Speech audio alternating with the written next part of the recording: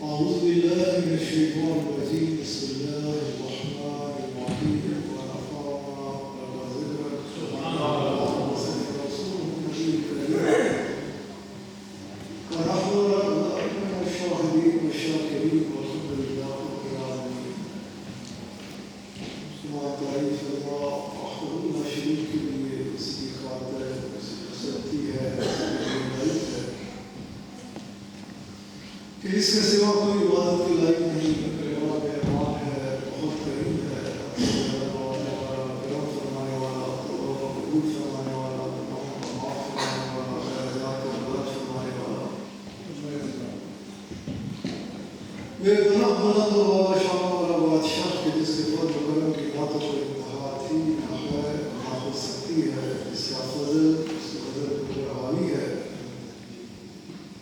जिसके करम के साथ सारे मामलात मशरूत हैं, जिसे वो लेना चाहे कोई रोक नहीं सकता और जिसे वो रोक नहीं दे नहीं सकता। और बेपनाह दुरूद व सलाम हमारे आका मौला हमारी जानों के बादशाह हाजिर और नाज़िर मुख्तार कुल अल्लाह करीम के हबीब सल्लल्लाहु अलैहि वसल्लम की ज़ात आला के ऊपर कि जिनके मकाम को, जिनकी शान को, जिनकी हकीकत को आपके रब के अलावा कोई और जानता नहीं, जिन पर दुरूद व सलाम कहते हैं तो अल्लाह करीम, जिनकी आने वाली आन को पहली आन से बुलंदतर फरमा रहा है तो अल्लाह करीम,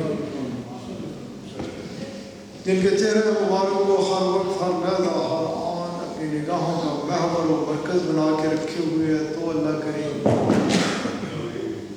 जिनके ज़िक्र पाक को खालिसतन आप ही की खातिर बुलंद फरमाने का ऐलान फरमाए तो अल्लाह करीम, जिनकी अताअत को अपनी अताअत करार दे तो अल्लाह करीम, और जिनकी इत्तबा को अपनी इबादत अपनी बंदगी करार दे तो अल्लाह करीम।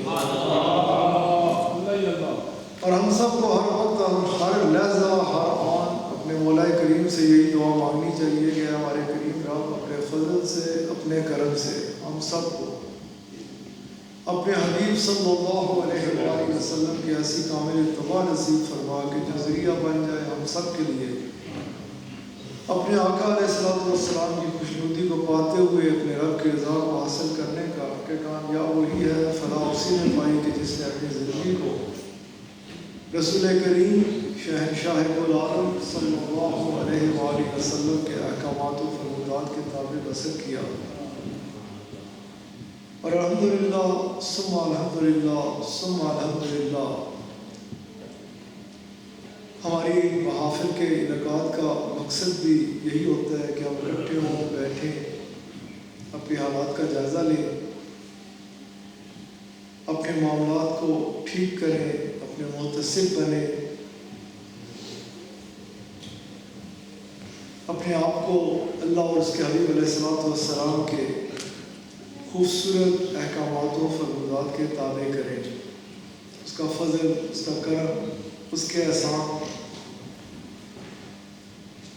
कि जैसा मैं सुबह जुमे में भी बात कर रहा था कि हमें खूबसूरत महफिल नसीब होती हैं, ये लम्हात बड़ी कदर व मंज़िलत वाले होते हैं, बहुत कदर व मंज़िलत वाले, बंदा तसव्वुर भी नहीं कर सकता। सब जाने की गर्ज से कि वैसे तो जन्नत में जाने के बाद इंसान एक ऐसे मुकाम पे पहुंच जाएगा कि जो उसकी मंजिल होगी, ठिकाना होगा, लेकिन जब उधर उसे पता चलेगा कि फ़लाँ महफ़िल की वजह से मुझे ये दर्जा मिला, ये मकाम मिला, फ़लाँ महफ़िल की वजह से मुझे ये हासिल हुआ, फ़लाँ महफ़िल की वजह से मुझे ये हासिल हुआ, तो उस वक्त वो बंदा ये ख्वाहिश करेगा, उसे हसरत होगी कि काश मैं अपनी सारी ज़िंदगी अपने आका अलैहिस्सलाम की महाफिल में गुजार देता। जन्नत में वो इसकी हसरत करेगा कि काश अगर मुझे पता होता तो मैं एक घंटा नहीं, एक दिन नहीं, एक पल नहीं, बल्कि मैं अपनी सारी की सारी ज़िंदगी अगर गुजारता तो रसूलुल्लाह सल्लल्लाहु अलैहि वसल्लम आप अलैहिस्सलाम की इन खूबसूरत महाफिल में ही गुजार लेता। इन महाफिल में इकट्ठे होना, बैठना, اپنے آقا علیہ الصلوۃ والسلام کا ذکر پاک کرنا، سننا، پھر زبانیں رسول اللہ صلی اللہ علیہ وآلہ وسلم کا نام نامی، آپ کا اسم گرامی سن کر ان پہ درود و سلام ہونا، یہ اتنی بڑی سعادت ہے کہ اللہ کریم کا اتنا بڑا انعام ہے کہ جس کا بندہ تصور بھی نہیں کر سکتا کہ یہ کس قدر بڑا کرم اس کا، کس قدر بڑا احسان اور انعام ہوتا ہے کہ بندے کو یہ لمحات نصیب ہوتے ہیں۔ ہمیں یہ محافل نصیب ہو، ان میں ہم بیٹھے ہوئے ہوں تو ہماری کوشش ہونی چاہیے کہ ان محافل میں بیٹھے ہوئے ہماری زبانیں تر رہیں تو درود شریف سے اثر رہے، ہمارا خیال رہے تو گنبد خضرا پاک کی طرف رہے، کیونکہ ہر چیز توجہ سے حاصل ہوتی ہے، بھرپور توجہ، بیٹھ جانا، سننا، خیال کرنا کہ کون صاحب کھڑے ہوئے ہیں، کیا بات کر رہے ہیں، بات تو رسول اللہ صلی اللہ علیہ وآلہ وسلم کی ہے، ہمیں تو اللہ ہمارے اوپر تو اللہ کریم کا یہ بہت بڑا کرم، فضل اور احسان ہے کہ ہم جہاں اکٹھے ہوتے ہیں، 5 منٹ کے لیے اکٹھے ہوں، گھنٹے کے لیے اکٹھے ہوں یا 10 گھنٹے کے لیے اکٹھے ہوں، اللہ کے فضل اور اللہ کا کرم ہے یہ عیدگاہ کے اوپر کہ الحمدللہ اس وقت غالباً اسی دفعہ 8 جون کا اور صبح 9 بجے محفل کا آغاز ہوا اور 9:45 بجے اللہ کے فضل اور اللہ کے کرم سے ادھر دعا ہوئی، یہ 10-12 گھنٹے سے اوپر ٹائم گزر گیا۔ حال یہ ہوتا ہے عیدگاہ میں جنہیں نصیب ہوا ہوتا ہے وہ خوبصورت وقت کہ جو جدھر بیٹھ گیا پہلو بدلنے کی بھی جگہ نہیں ہوتی، عیدگاہ میں دل دھرنے کی جگہ نہیں ہوتی، جس سے جہاں جگہ ملتی ہے روضہ شریف کے گرد و نواح میں، مسجد میں، چھت پہ، مہمان خانوں میں، دربار شریف میں جدھر بیٹھا جاتا ہے ادھر چھتوں پہ، سڑکوں پہ، ہر جگہ مخلوق ہوتی ہے اکٹھی ہوئی بھی، اور اتنا ٹائم گزر جاتا ہے کسی کو پتہ ہی نہیں چلتا، پتہ چلے بھی کیسے، ادھر لطف آ رہا ہوتا ہے، ادھر مزہ آ رہا ہوتا ہے، ادھر بندہ کیفیت میں ہوتا ہے، ادھر نگاہ اس طرف ہوتی ہے کہ یہ میرے آقا علیہ الصلوۃ والسلام کا خوبصورت ذکر پاک ہو رہا ہے، اس میں ڈوب کے غرق ہو کے بیٹھے ہوتے ہیں۔ میں اس وقت مضمون کو زیادہ پھیلانا بھی نہیں چاہتا، صبح میں آب احباب سے جمعے پہ بات کر رہا تھا کہ ہر وقت خیال رکھیں تو ایک ہی خیال رکھیں کہ رسول اللہ صلی اللہ علیہ وآلہ وسلم آپ کی خوش ندی مل جائے، آپ راضی ہو جائیں، آپ کا قرب مل جائے۔ اس وقت میں مختصر سی گفتگو اس حوالے سے کرنا چاہوں گا کہ قرب رسول مقبول صلی اللہ علیہ وآلہ وسلم کا بہترین ذریعہ کون سا ہے، کیا چیز ہے کہ جس سے رسول اللہ صلی اللہ علیہ وآلہ وسلم کا بہت زیادہ قرب نصیب ہوتا ہے۔ رسول کریم شہنشاہ اس حوالے سے، اصلاحی حوالے سے میری زیادہ گفتگو اسی پہ ہوتی ہے کہ اچھا اخلاق آپ کے قرب کا ذریعہ ہے، یتیم کے سر پہ ہاتھ رکھ دینا قرب کا ذریعہ ہے۔ آپ صلی اللہ علیہ وآلہ وسلم آپ کے قرب کی ہی تمنا ہونی چاہیے، اور اسی حوالے سے میں نے صبح بات کر رہا تھا۔ تو اس وقت اگر اس معاملے کو اس طرح سے دیکھیں ہم کہ رسول اللہ صلی اللہ علیہ وآلہ وسلم، کیونکہ آپ کی محبت ہوگی تو دل نرم ہوگا، آپ کی محبت ہوگی تو بندہ اچھے اخلاق کا ہوگا، آپ علیہ الصلوۃ والسلام کی محبت ہوگی تو دل میں صلہ رحمی کوٹ کوٹ کر بھر جائے گا۔ اس محبت کو مضبوط کرنے کا، اس محبت کو حاصل کرنے کا ذریعہ کون سا ہے؟ وہ ہے درود پاک۔ ویسے تو درود پاک الحمدللہ ایک ایسی چیز ہے کہ ہر عرض کی دعا ہے، ہر چیز درود پاک پڑھے بندہ بلائیں دفع ہوتی ہیں، درود پاک پڑھے بندہ اللہ کی رحمتوں کا نزول ہوتا ہے. جیسے کہ آپ نے اکثر و بیشتر علماء سے سن رکھا ہوگا کہ بندہ جب ایک بار درود شریف پڑھتا ہے تو اس کے 10 گناہ معاف ہو جاتے ہیں. ایک بار پڑھا درود شریف 10 گناہ. اللہ تعالیٰ فرماتا ہے کہ تمہارے چھوٹے موٹے جو گناہ ہیں نا وہ تو میں ایسے ہی معاف کر دیتا ہوں.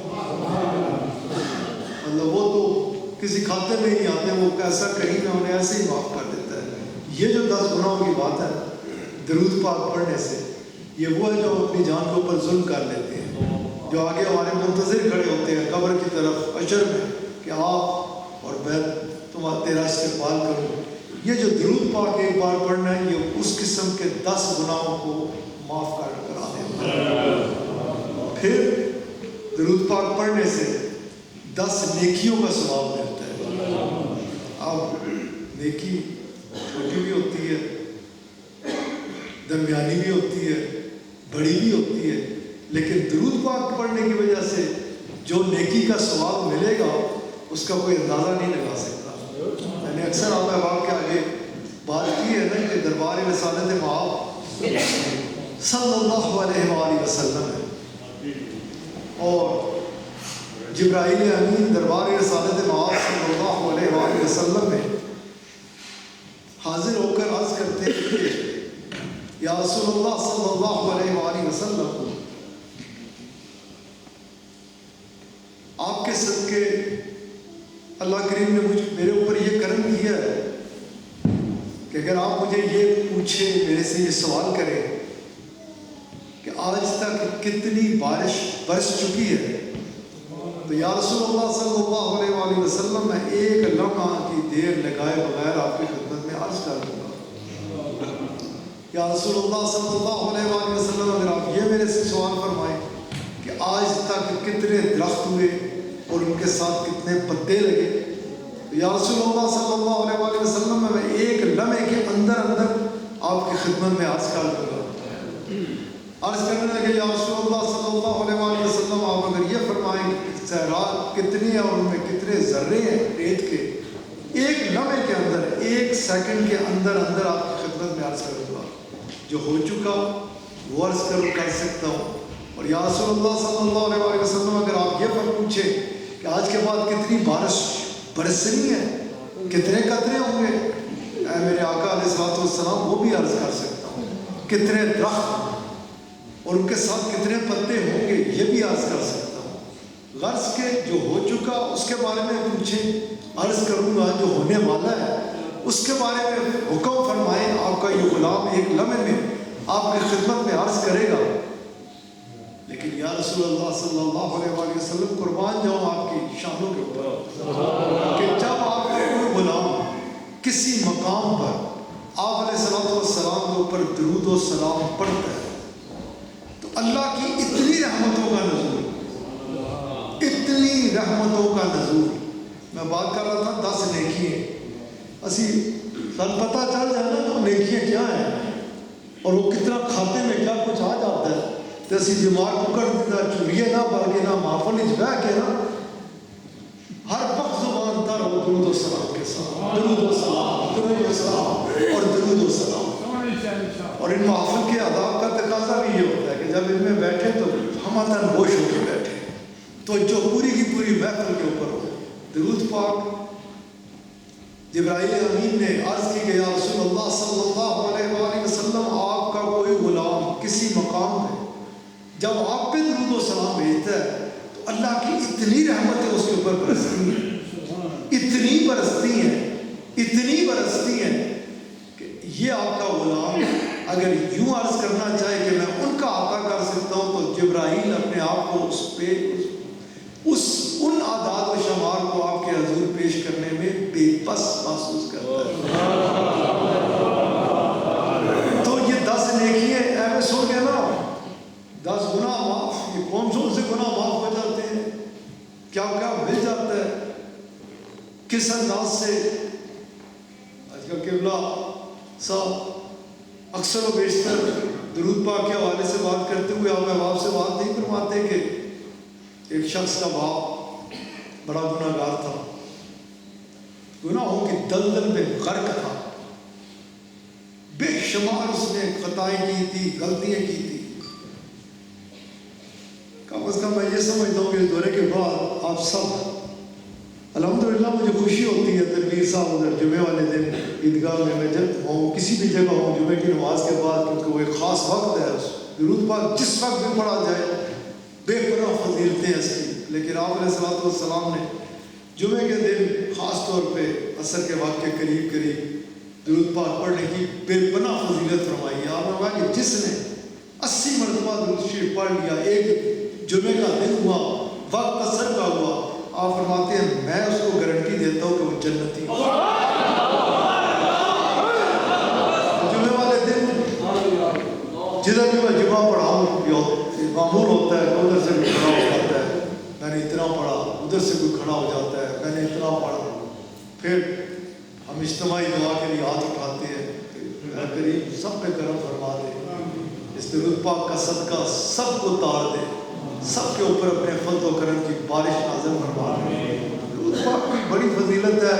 انسان خود مشاہدہ کرتا ہے، کئی مقامات پر سامنے آتا ہے کہ درود پاک کہاں سے اٹھاتا ہے، کہاں لے جاتا ہے، کیسے پریشانیوں کو بھگا دیتا ہے، کیسے مشکلات سے بچا لیتا ہے، کس طرح اطمینان قلب ملتا ہے. درود پاک ہی ہے. درود پاک کی کثرت رکھا کرتا ہے. کہنے لگا تھا کہ الحمدللہ ادھر بھی میں نے دیکھا آج بھی جمعے میں بہت سارے دوست اس چیز کو اپنا ضرور معمول بنائے. اس دورے میں جب کا اختتام ہو رہا ہے، یہ ضرور اپنے آپ ساتھ عہد کر لیں کہ جتنا ہو سکے، دیکھیں درود پاک جتنے اہتمام کے ساتھ پڑھا جائے اتنا اچھا ہے. لیکن درود پاک ہارون میرے ساتھ گاڑی چلا رہے ہوتے ہیں اور ٹک ٹک لگی ہوتی ہے، مطلب یہ چل گاڑی نہیں ہوتی ہے لیکن درود پاک پڑھ رہے ہوتے ہیں. کتنا اچھا فعل ہے، کتنا اعلیٰ عمل ہے. گھومتے پھرتے، لیکن سب سے بڑی بات یہ درود پاک پڑھیں گے خرافات سے دور رہیں گے. مطلب ایک ایسا عرفہ والا چیز آپ کی زبان پہ رہے گی کہ جو آپ کا خالق خود بھی فرماتا ہے کہ میں بھی اپنے حبیب علیہ الصلوۃ والسلام پہ درود و سلام بھیجتا ہوں. تو اس چیز کو اس سے آپ کو حاصل ہی ہوتا ہے. جیسے میں نے حدیث مبارکہ میں آپ کے آگے رکھی نا، ایک بار پڑھا 10 گناہ معاف، 10 نیکیاں حاصل، 10 درجات بلند، 10 درجے بلند ہوتے ہیں. یہ تو آپ پتہ ہی نہیں کسی کہ درجہ بلند ہونا زندگی تو اٹھنا بڑا مشکل کام ہے. ایک پوڑی چڑھ جانا، روحانی دنیا جو ہوتی ہے یہ بڑی عجیب دنیا ہے، بڑی وسیع دنیا ہے، بڑی اعلیٰ ترین دنیا ہے. یہ درجات بلند ہونا یہ ہوتا ہے کہ درجے بلند ہوتے ہیں. درود پاک چکتا ہے بندے کی اڑا کے لے جاتا ہے. ایک بار درود پر ساری زندگی ٹل لانا ہے اولیاء اللہ. کس لیے؟ کہ درجہ حاصل کرنے کے لیے. درود پاک ایسی اعلیٰ ترین چیز ہے کہ ایک دفعہ پڑھیا تو 10 درجے، ایک درجہ 10 درجات کو بلند کر دیا. میں بات کر رہا تھا کہ یہ سوچنا کہ یہ 10 گناہ معاف ہونے یہ کس انداز سے ہوتے ہیں، کتنا بڑا کرم ہوتا ہے. قبلہ صاحب آج کل اکثر یہ آپ کو اس طرف لانے کے لیے، اور الحمدللہ کہیں بھی بیٹھ کے دیکھیں تو ان کے لب ہر وقت دیتے ہوئے نظر آئے.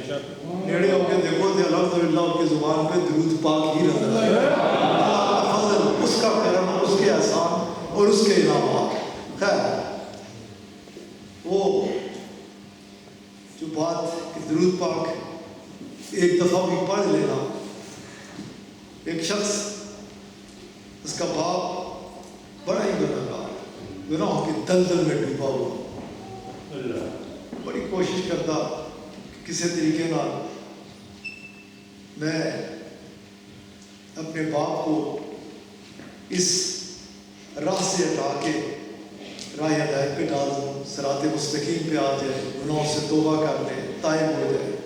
باپ تھا، اولاد کو باپ سے محبت ہوتی ہے اور وہ چاہتا ہے ہر وقت باپ ہی ہے. وہ کہتا ہے کہ مجھے سمجھ نہ آتا تھا کہ کیسے میں اپنے باپ کو سنبھالوں. وہ کسی صورت بازی نہ آتا تھا، گناہ گناہ گناہ گناہ. کہتے ہیں میں نے ایسے بھی ایام حج کے آگے شروع ہو گیا یہ خوبصورت مہینہ، اور حج تو حج ہے،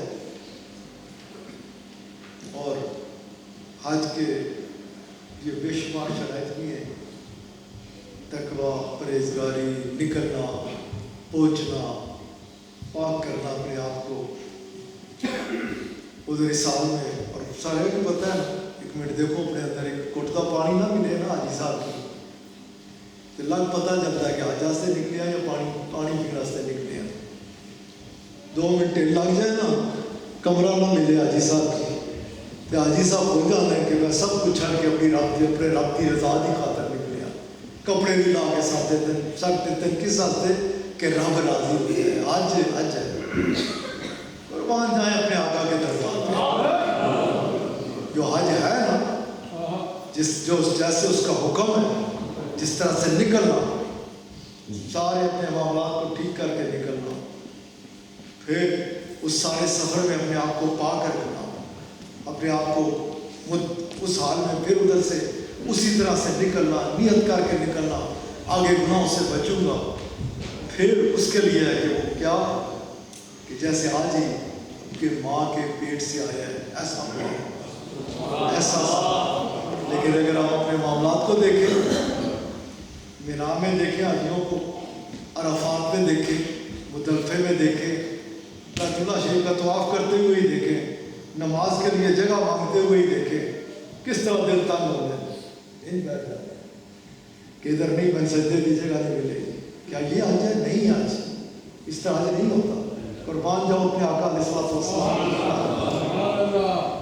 کہ جب دیکھا کہ یہ میرے غلام آئیں گے تو جو طریقہ جس سے گزریں گے تو حج ویسے ہوگا. تو آپ علیہ الصلوۃ والسلام رونے کا فروز ہے، عرفات کا میدان ہے، اور آپ نے فرمایا رسول اللہ صلی اللہ علیہ وسلم ایسے کریم ہے، ایسے مہربان ہے، ایسے شفیق ہے کہ ادھر آپ نے فرمان مبارک جاری فرمایا. آپ نے یہ نہیں فرمایا کہ کیسا آئے گا، کدھر سے آئے گا، کیا کر کے آئے گا. آپ نے فرمایا جو بھی 9 ذی الحج کو طلوع آفتاب کے بعد غروب آفتاب سے قبل اس مقام پر آ گیا، آپ نے فرمایا میں کہتا ہوں اس کا حج ہوگا.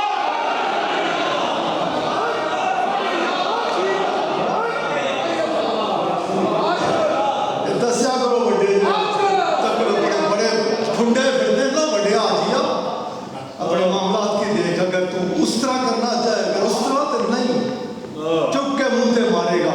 لیکن رسول اللہ کی طرف دیکھے گا نا صلی اللہ علیہ وآلہ وسلم جو خوشخبری دیتے چھڑ والی ساریاں گلا ادھر پہنچا باقی میں جا رہا تو میرا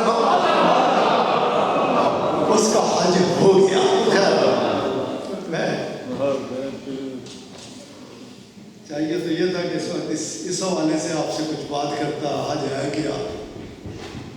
اول سے لے کر حج نام کس کا ہے اس کی عبادت، لیکن شروع سے لے کر آخر تک، ابتدا سے انتہا تک اس کے بندوں کی ادائی پورا حج جا کے دیکھو. خالص اسی کے لیے ہونا چاہیے نا، لیکن جو اس کا ہو جاتا ہے اس کی ادا کو اپنی عبادت بناتا ہے پورے حج میں. میرے پاس وقت نہیں، اس وقت میں درود پاک پہ بات کرتے ہوئے بات کو سمیٹنا چاہتا ہوں.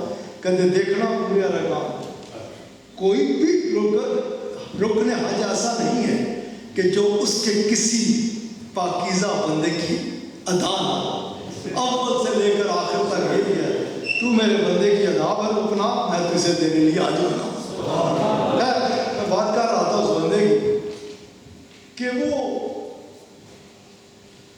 اپنے باپ کو سے جب یہ دیکھا سنا کہ ادھر جاتا ہے بندہ تو پاک ہو جاتا ہے، اسے کسی طرح نہ کسی طریقے سے اپنے باپ کو راضی کر دیا، چل حج پہ چلتے. یہ شروع اس طرح ہوتا ہے. یہ واقعہ اس اس کو قلم بند اس طرح کیا گیا ہے کہ حضرت سفیان ثوری ان کا بھی عجیب عالم ہے، یہ ہر وقت رویا کرتے تھے اپنے رب کی یاد میں، ہر ایلے روتے رہتے اس کی یاد میں، اس کی محبت میں، اور اس خوف میں کہ کہیں وہ ناراض نہ ہو جائے، ہر وقت روتے رہتے۔ یہ جب اپنے رب کے حضور پہنچے نا تو اللہ کریم نے انہیں فرمایا، پوچھا کہ اے سفیان تو ہر وقت اس خوف میں کیوں، ہر وقت تو روتا کیوں رہتا تھا؟ تو عرض کرنے لگے، سونے تیرے تو بات کے کوئی جانا والا نہیں، ایک ہی خوف ہر وقت میں یہ دامنگیر رہتا تھا کہ کہیں تو ناراض نہ ہو جائے، اس لیے میں ہر وقت رویا کرتا تھا۔ اس بات پر اللہ کریم اپنے اس بندے سے اتنے راضی ہوئے، اتنے راضی ہوئے، اتنے راضی ہوئے کہ جس کا کوئی تصور بھی نہیں کر سکتا۔ یہ لمبا موضوع ہے، پھر کسی وقت اس پہ بات کروں گا کہ جو میں بات کر رہا تھا اس پہ ہی واپس جاتا ہوں۔ یہ حضرت سفیان ثوری آپ فرماتے ہیں کہ میں بیت اللہ شریف کا طواف کر رہا تھا، میں بیت اللہ شریف میں بیٹھا ہوا تھا اور میں نے دیکھا کہ ایک نوجوان ہے، یہ درس دیا کرتے تھے مطاف میں بیٹھ کے، ایک نوجوان ہے، اس کی زبان پہ الصلاۃ والسلام علیک یا سیدی یا رسول اللہ، الصلاۃ والسلام علیک یا سیدی یا رسول اللہ، آندہ نا سارے نہیں پڑھتا۔